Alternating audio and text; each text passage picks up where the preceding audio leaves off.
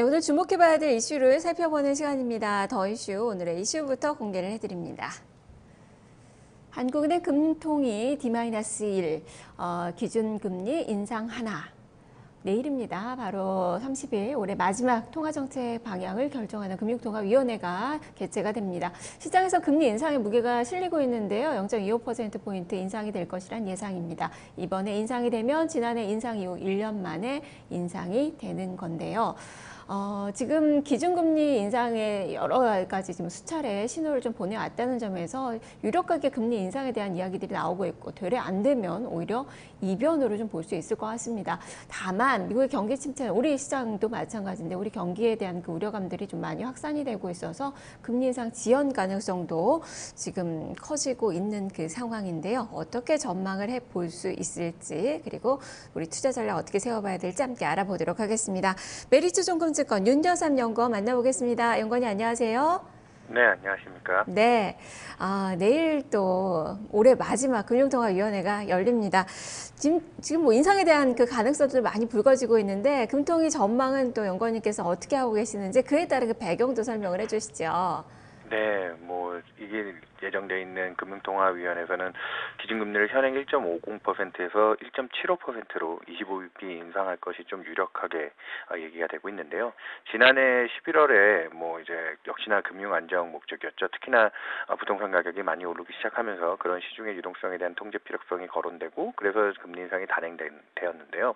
올해도 이제 미국의 금리 인상 기조라든지 양호한 대외 경기의 여건을 반영했을 때 국내에는 금리를 올릴 수 있지 않을까에 대한 기대를 가져왔지만 중간까지 생각보다는 국내 경제에 대한 내수 경제 부진이라든지 여러 좀 옆에 있는 중국 경제에 대한 부담 이런 것들이 확산되면서 지금까지 동결 기조를 이어오다가 또 9월달에 정부 쪽에서 일부 이제 정부 당국자들이 저금리 때문에 부동산 가격이 올랐다라든지 가계부채 문제라든지 대외금리 차 확대와 같은 금융 안정 목적이 또다시 거론이 되면서 실질적으로 지금 코스피만 해도 2,600 그 거점을 연초에 갔다가 지금 2,000포인트까지 일시적으로 깰 정도로 여러 사정이 어렵긴 했지만 금융 안정 취지에서 이번 달에는 금리를 한 차례 정도는 올릴 수 있겠다 이런 쪽으로 의견이 모아지고 있습니다.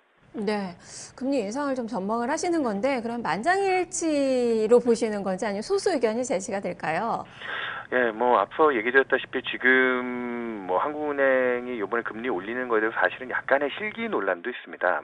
지금 전체적으로 우리나라의 원래 성장률이 올해도 3%에 가까운 성장을 할 거다라고 한국은행이 연초에 얘기했던 거에 비해서 지금은 올해 성장률이 일부 무디스와 같은 회사들은 2% 중반, 한 2.5% 정도까지도 좀 부진할 수 있겠다라는 우려의 목소리도 내고 있는 상황이기 때문에 주가도 많이 하락을 했고 전체적으로 지금 소비 지표, 투자 지표 다 좀 부진한 모습입니다. 유일하게 수출 증가율이 조금 선방하고 있는 수준이기 때문에 이번에 금리를 올리는 거에 대해서 금융 안정 측면이 좀 부각이 됐다고 하지만 경제에 좀 어려운 쪽을 중점을 두고 있는 일부 금통위원들 한 두 분 정도는 내일 또 금리 인상이 단행되더라도 동결의 소수 의견 정도는 좀 제시하면서 한국은행의 통화정책 방향이 기조적인 인상 쪽보다는 이번 인상은 금융 안정에 초점을 둔 그러니까 가계부채라든지 부동산 가격이라든지 이런 부분에 좀 더 포커싱이 된 단발성 인상이라는 신호가 좀 유력할 것 같고요. 그래서 저희는 내일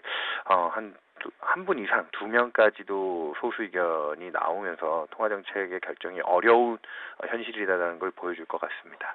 네, 한 명이 아니라 두 명까지도 예상을 하고 계시네요. 시기에 대한 그 말씀을 좀 해주셨는데 역시 인상 시기를 놓쳐서 좀 효과를 기대하기 어려울 것이다라는 의견들도 있습니다. 이 기대 효과를 얼마나 볼 수 있을지 내년 통화정책 방향도 어떻게 예상을 하시나요?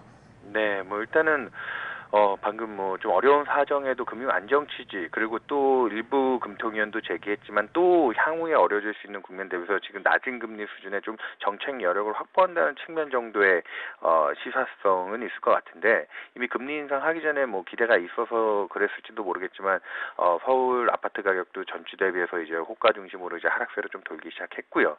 그리고 대외 금리 차에 대한 부담이 있다고는 하지만 외국인 채권 투자 자금이 올해 10조 이상 그 선유입이 됐거든요. 우리나라의 금리가 떨어졌긴 했지만 뭐 외환시장의 선도금리라든지 이런 데 차익거래 요인들이 크기 때문에 주식 매도 대비 외국인들이 채권을 사고 있는 정도 자금시장의 안전성이 있기 때문에 올해도 지금 사실 미국의 금리 인상만 쳐다보고 우리나라의 통화정책이 그쪽이지 않겠냐 했는데 그 사이 중국은 올해 세 차례에 걸쳐서 지준율 인하와 같은 중국의 어려운 경제 때문에 완화 기조가 강하게 이어져 왔거든요.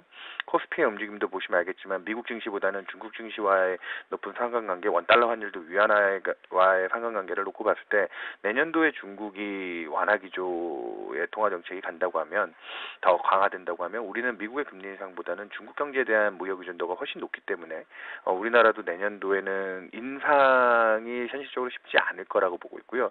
대려 최근에 어제 파월 의장의 뭐 좀 비둘기적인 발언에 좀 기대들이 좀 묻어나고 있는데 미국이 내년 상반기 정도의 금리 인상에 어느 정도 휴지기 뭐 이렇게 인하로 바로 도는 건 아니고 인상이 좀 쉬어갈 수 있다는 시그널을 준다고 하면 우리나라 통화 정책에도 조금 더 완화에 대한 기대가 내년도에는 나올 수 있지 않을까. 실제 내년도에 연으로는 통화 정책이 뭐 움직이기는 어렵다고 보지만 내년 연간으로 동결을 보지만 방향성 자체는 좀 어려워진 경기 여건이나 특히나 우리의 경제 의존도가 큰 중국의 사정을 감안했을 때 완화 정책에 대한 기대 쪽으로도 넘어갈 수 있겠다.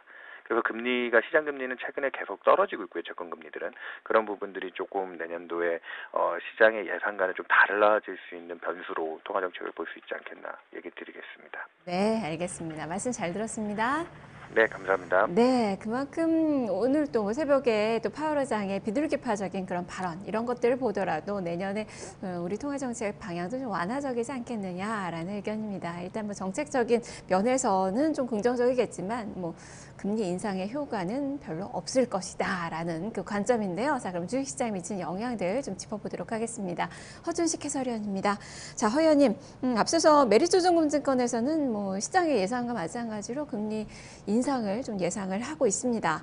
11월 금통위, 올해 마지막 금통위고요. 증권가에서는 전체적으로 어떤 전망들이 나오고 있는지 이번 금통위 관전 포인트를 어떤 점들을 볼 수 있을까요? 네, 지금 언론 보도를 취합해 보면 내일 금리 올라갈 확률이 높아 보입니다. 1.75로 이제 인상이 되는 건데요. 근거로는 10월 금통위에서 금리 인상 소수 의견이 2명으로 늘었었고요. 또 의사록에서도 확인됐지만 금융 안정을 근거로 해서 인상에 좀 더 무게를 두었던 의원들이 2명으로 추정되고 있기 때문에 6명 중에 과반이 인상 의사가 있었다라고 판단을 하는 겁니다. 그래서 거의 이 정도면 거의 100% 올라가는 것 같고요. 현재 인상 컨센은 10월 달이 60%였는데 11월은 한 90% 정도 추정되고 있고요. 대외 변수가 불안하고 경기의 우려도 있지만 1,500조 넘어선 가계부채가 이제 오히려 예전에는 이것 때문에 못 올린다 그랬는데 이게 오히려 이제 올려야 되는 그런 어떤 재료가 돼버렸어요. 1,500조 넘어선 가계부채도 오히려 이제 부담스러운 국면으로 들어가기 때문에 한 번은 좀 눌러야 된다라는 거고요. 채권 전문가들 상대로 보면 80%가 11월 달에 인상 쪽으로 또 나와 있습니다. 그리고 정부가 너무 오랜 기간 이제 저금리 기조였었죠. 그림을 한번 쭉 보시면 2008년도 서브프라임 터지기 전만 해도 우리가 5.25 정도 있었습니다. 상당히 이제 높았었고요. 그러고 나서 서브프라임 터지고 나서 지금 보시는 것처럼 한 6, 7개월 만에 2009년 2월이니까요. 한 2%대까지 5.2 하던 것이 2%대까지 아주 빠르게 떨어졌었고요. 그리고 2%대를 유지하다가 이제 글로벌하게 양적 완화 나오고 조금 경기 좋아지면서 그 흐름 타서 2% 하던 것이 3.25까지 다시 2011년 6월까지는 따라서 올라갔었습니다. 근데 그 이후로는 2011년 6월을 고점으로 해서는 쭉 아래쪽으로 좀 빠지고 있는 흐름이고요. 지금 1.25, 그러니까 통계 나오고 나서 최저치인 이 국면이 거의 1년 넘게 지금 지속이 됐었고, 2017년 11월 달에 딱 거의 1년 전에 이제 한번 올렸었고요. 그리고 나서는 이제 흐름들이, 할까 안 할까 좀 그런 부담감들로 지금 나와 있는 그런 상황인데요. 이번에 올리지 않으면 좀 물론 이미 실기했다고 보는 쪽도 있는데, 지금 올리지 않으면 이제 12월 19일에 또 미국에서 거의 올리는 것으로 나와 있어서요. 아마 대체로 그런 국내적인 상황을 고려했을 때 이번에 좀 올라간다 쪽인 것 같고, 너무 오랜 기간 동안 이렇게 저금리다 보니까 이제 뭐 가계 신용 같은 경우도 좀 많이 늘었고, 특히 이제 집담보대출도 많이 늘었던 상황이고 해서 이 빚 문제가 그동안에는 아까도 말씀드렸지만 그 금리를 못 올리게 하는 큰 재료 중에 하나였는데 오히려 이제 이게 역으로 바뀌어서 너무 커져 버려서 네. 한 번은 올려야 된다는 쪽으로 가고 있는 것 같고요. 그리고 정부에서 좀 우려하는 것이 이제 가계 신용 통계에 잡히지 않는 개인 사업자들, 그 자영업자 대출이 이제 제2금융권, 그러니까 약간 질이 나쁜 채무로 인식되는 그쪽으로 집중이 돼서 많이 늘고 있다라는 부분들도 있기 때문에요. 예, 부채, 그러니까 가계 빚의 질도 나빠졌다고 보는 거라서 한 번은 좀 조정을 해야 되지 않겠냐. 그리고 12월 달 인상 확률이 높아진 미국과의 어떤 역전폭 자체에 조금 더 이제 무게중심 실리기도 하지만 어쨌든 지금 분위기로는 가계부채 이 문제가 오히려 이제 이번 11월 달에는 좀 이슈가 되지 않겠나 이렇게 판단도 됩니다. 네, 뭐 가계부채도 있고 미국의 금리 역전차 이제 커지는 거 그게 이제 금리 인상의 가장 큰 그 요인이라고 좀 할 수 있겠는데 네, 하지만 우리 뭐 경기를 본다면 사실 올릴 수 있는 그 상황은 좀 아니라서 좀 논란이 뒤따르진 않을지 이 금리 인상했을 때 뭐 경제에 미치는 영향을 좀 어떻게 볼 수 있을까요? 예, 거의 뭐 이제 1년 만에 좀 움직이게 되는 상황이겠죠. 만약에 이번에 올리면. 근데 지금 1.5인데요. 1.75까지 간다고 해도 성장률이 전망이 지금 3분기에 사실 쇼크 나왔다고 그러잖아요. 한 2%로. 이제 그래프 보고 계십니다만 상당히 안 좋았었거든요. 그러니까 이런 거 상황 따져보면 금리가 오히려 내려가야 되는 거 아니냐 이렇게 생각할 수도 있는데 실제로 실제 금리는 시장 금리는 빠지고 있기도 하거든요. 일부 지표들은. 근데 이제 또 물가 올라오는 거 특히 이제 음식료랑 에너지 이렇게 변동성이 큰 거, 뭐 유가라든지 이렇게 변동성 큰 거 뺀 그냥 근원 소비자 물가만 보면 1% 초반에서 나와 있거든요. 그러니까 그냥 이론적으로 보면 이 둘을 더해 보면 2 더하기 1이니까 3%대인 거잖아요. 그러니까 그거 생각하면 사실 지금도 1.5는 좀 너무 낮다라고 이론적으로는 볼 수 있겠는데요.